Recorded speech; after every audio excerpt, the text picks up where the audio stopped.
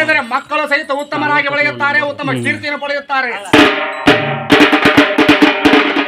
ನೋಡದೆ ಒಂದು ನಾಣ್ಯಗಳಿಗೆ ಎರಡು ಮುಖಗಳುಂಟು. ಒಂದು ನಾಣ್ಯ ಇಲ್ಲದಿದ್ದರೆ ಅದಕ್ಕೆ ಬೆಲೆ ಬರುವುದಿಲ್ಲ. ವಾದ ಮಾಡುತ್ತಾ ಹೋದರೆ ಸಾಯಂಕಾಲ ಗುಗ್ಗಳ ಇರುವುದು ನಿಮ್ಮದು, ನನ್ನದಲ್ಲ. ವಾದ ಮಾಡುತ್ತಿರುವರು ನೀವೇ. ಸಾಯಂಕಾಲ 5 ಗಂಟೆಯಾದರೂ ಪರಿಗಣಿಸುವರು ನಾವಲ್ಲ. ಅದಕ್ಕೋಸ್ಕರವಾಗಿ ಅರಿತುಕೊಂಡರೆ ಪಾಳು, ಮರೆತರೆ ಗೋಳು ಎಂದು ಹೇಳುತ್ತಾ ಮುಂದಕ್ಕೆ